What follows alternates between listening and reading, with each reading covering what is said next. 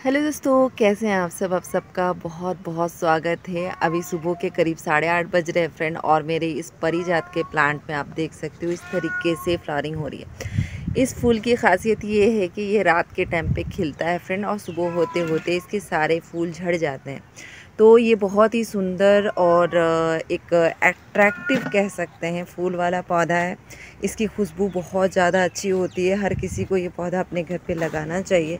और नेचर ने इसको ऐसा बनाया है कि रात में ये प्लांट जो है फ्लावरिंग करता है, यानी कि फूल खिलता है इसका, और सुबह होते होते इस तरीके से आप देख सकते हो इसमें भी फूल झड़ना शुरू हो गया है। तो यहाँ पे आप देख सकते हो फ्रेंड, ये नवंबर का महीना चल रहा है और मेरे परिजात में इस तरीके से फ्लावरिंग हो रही है। अभी इसके पहले भी ये प्लांट जो है बहुत सारी फूल दे चुका है, और अभी इसमें यानी कि बहुत सारी कलियाँ भी बन रही है। तो आप किस तरीके से केयर करें अगर आपके परिजात में फ्लावरिंग नहीं हो रही है या प्लांट किसी भी तरीके से ख़राब हो रहा है, तो सिर्फ आपको कुछ 2 कामों को करना होगा फ्रेंड, और उसको करने के बाद आपका प्लांट भी इस तरीके से आप देख सकते हो कलियों से भर जाएगा। तो परिजात के प्लांट में इस तरीके से भर भर के आपको फूल चाहिए, तो उन 2 कामों को आप करो। आपका प्लांट जो है इस तरीके से आप देख सकते हो ढेरों कलियां बनाएगा। कोई भी ब्रांच ऐसा नहीं है फ्रेंड कि वहाँ पे फ्लावरिंग नहीं कर रहा है, ये प्लांट कलियां नहीं बना रहा है। आप देख सकते हो हर एक जगह, हर एक ब्रांच में इस तरीके से कलियां बन रही है। तो मैंने इसमें कुछ दिन पहले क्या किया था ना, इस प्लांट की ग्रोथ कुछ ख़राब हो गई थी फ्रेंड, यानी कि मैंने इसमें 1-2 बार अंडर वाटरिंग किया था, जिसकी वजह से बहुत तेज़ धूप था यहाँ पे। और कुछ मुझे भी कई बार हो जाता है ना कि हम प्लांट को सही से पानी नहीं दे पाते हैं 1-2 बार, तो वैसे ही कुछ हुआ था। और ये प्लांट एकदम से अपने सारे पत्ते पीले कर चुका था और इनकी सारी ग्रोथ इसकी ख़राब हो गई थी।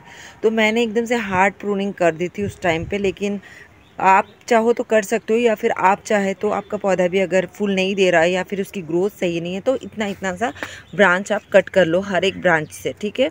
तो मैंने भी हार्ड प्रूनिंग कर दी, और उसके बाद मैंने इसमें एक अच्छा सा खाद दिया फ्रेंड। वो था वर्मी कंपोस्ट 1 मुट्ठी, और थोड़ा सा वुड ऐश यानी कि लकड़ी की राख, मिट्टी की गुड़ाई करके मैंने इसमें मिला दिया था। और उसके बाद मेरे प्लांट की इस तरीके से ग्रोथ हो रही है।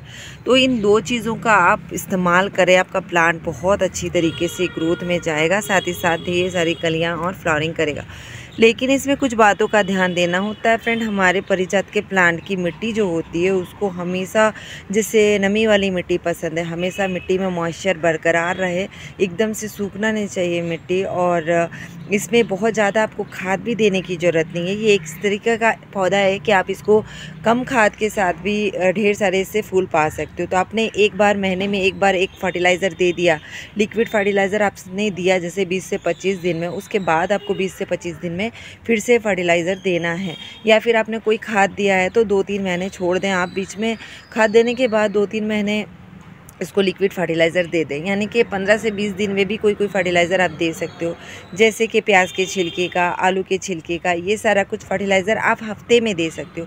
तो कुछ कुछ फर्टिलाइज़र ऐसे होते हो जिनको हम हफ्ते में 1 बार दे सकते हैं, कुछ फर्टिलाइज़र ऐसे होते हैं जिनको हम 15 से 20 दिन में 1 बार दे सकते हैं, कुछ फर्टिलाइज़र ऐसे होते हैं फ्रेंड जिनको हमें 20 से 25 दिन में देना चाहिए।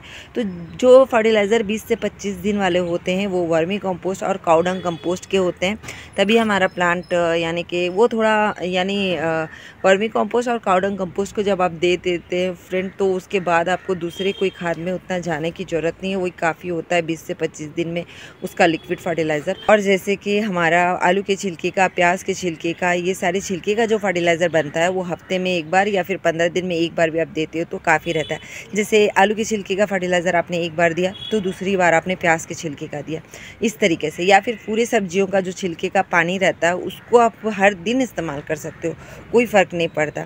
लेकिन अगर वो आप 2-3 दिन आप उस पानी को रख रहे हो और उसके बाद उसको प्लांट में हर दिन दोगे तो वो ख़राबी करेगा। तो जैसे आज मैंने पानी में प्याज के छिलके को भिगाया, मैंने कल सुबह में इसमें दे दिया, उसके बाद मैंने कुछ 1 हफ्ते के बाद आलू के छिलके को भिगाया, वो पानी दे दिया, चावल धोया पानी होता है उसको मैंने दे दिया। तो इस तरीके से भी करने से हमारा पौधा ऑर्गेनिक तरीके से फ्लावरिंग और ग्रोथ में जाता है। तो इन छोटी छोटी सी बातों का हम ध्यान रखते हैं तो हमारा प्लांट जो है इस तरीके से ग्रोथ करता है। तो आप भी इन चीज़ों का यूज़ करें और अपने प्लांट को ऑर्गेनिक तरीके से ग्रो करें। फिर ठीक है दोस्तों, मिलती हूँ इंशाल्लाह अपने अगली वीडियो में।